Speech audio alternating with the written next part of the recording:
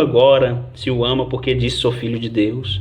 E o mesmo lhe lançaram também em rosto os salteadores que com ele estavam crucificados. Isso aqui fala lá em Lucas 23:39. Até os ladrões que estavam, um dos ladrões que estavam junto com Jesus lá na cruz do Calvário, em Lucas 23:39, um deles diz o seguinte, ó, 23:39 diz assim, ó, 23:39 diz assim, ó: e um dos malfeitores que estavam pendurados blasfemava dele, dizendo: se tu és o Cristo, salva-te a ti mesmo e a nós. Então, muitas das vezes, o diabo ele vai tentar colocar em dúvida, né, os dons de Deus. Muitas das vezes, o próprio ser humano, como eu mostrei aqui, os escribas e os fariseus, os príncipes e os sacerdotes, aqui um dos ladrões.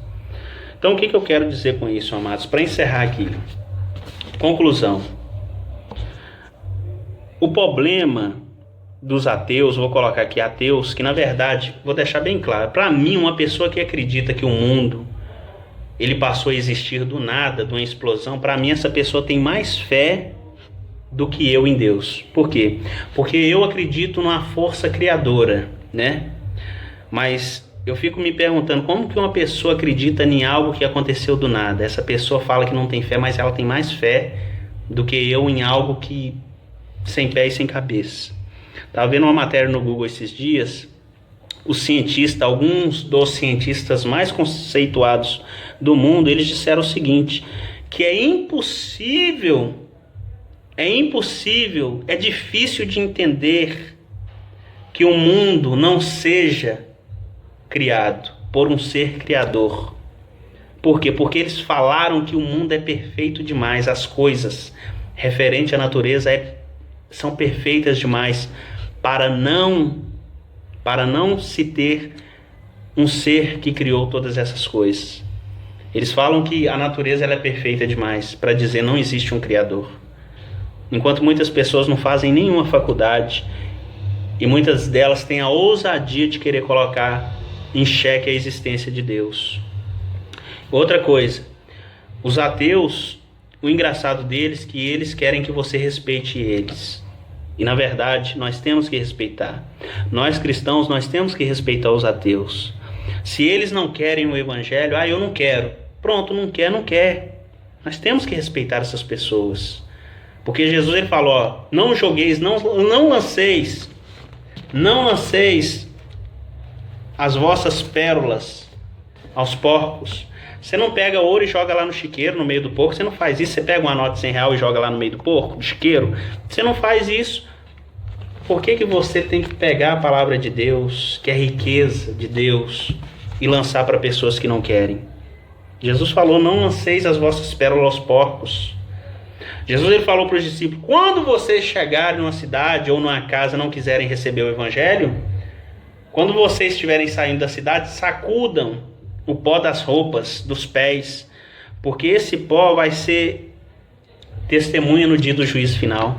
Ele diz assim, haverá menos rigor para Sodoma e Gomorra, que foram duas cidades perversas, promíscuas, né? Haverá menos rigor para elas do que para essas pessoas no dia do julgamento final. Eu falo para você, eu não perco tempo com pessoas que não querem saber de Deus. Eu não perco meu tempo. Então, nós temos que respeitar essas pessoas, mas nós vemos que eles não respeitam os cristãos. Toda hora querendo debater, querendo, Deus não existe, eu provo aqui, eu estou mostrando que Deus não existe.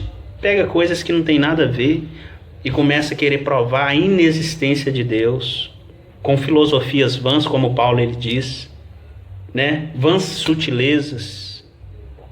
Então, eu acho assim, já que a pessoa ela quer respeito, ela tem que se dar o respeito. Eu não sou obrigado. Eu não posso desrespeitar um ateu querendo enfiar o evangelho goela abaixo a ele.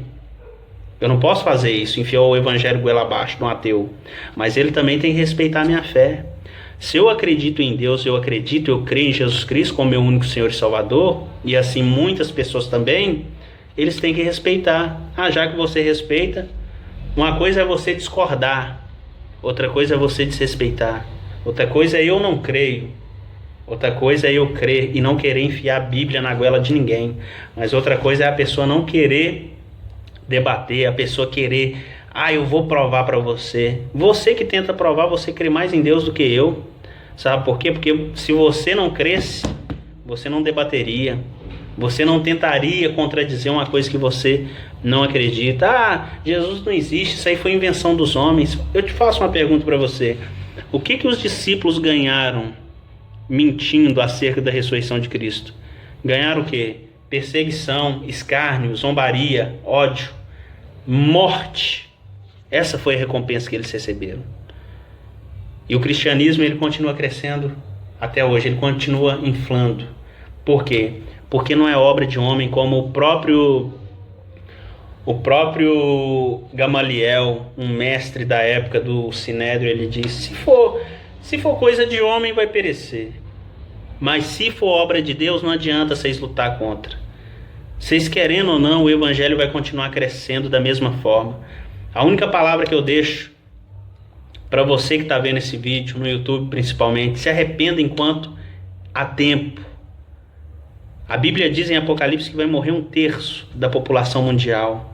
Se nós formos fazer a conta nesse coronavírus, se morrer 1 milhão de pessoas, não chega nem a 0,25% de toda a humanidade que há na Terra, que há mais de 7 bilhões. Se você fazer um cálculo, se morrer 1 milhão, não vai chegar nem 0,25% de toda a população mundial que está morrendo. Olha que não morreu nem 500 mil ainda.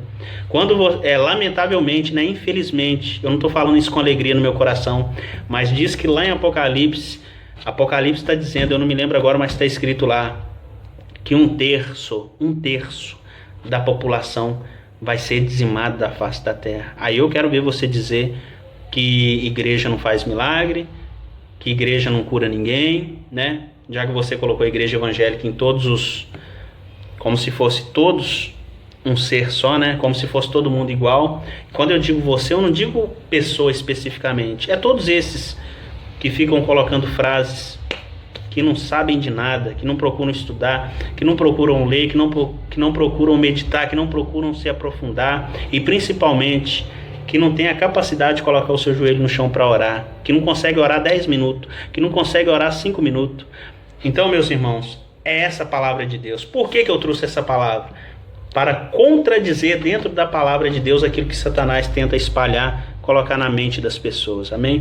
Deixa essa palavra da parte do Senhor Deus. Espero que ela te alcance aonde quer que você esteja e que você entenda que você não é definido como cristão porque você faz milagre. Milagre não define cristão, nem garante a entrada no reino de Deus. Deixa essa palavra da parte do Senhor Deus, em nome de Jesus, somente para a glória dele, para a honra e majestade do nome do Senhor Jesus.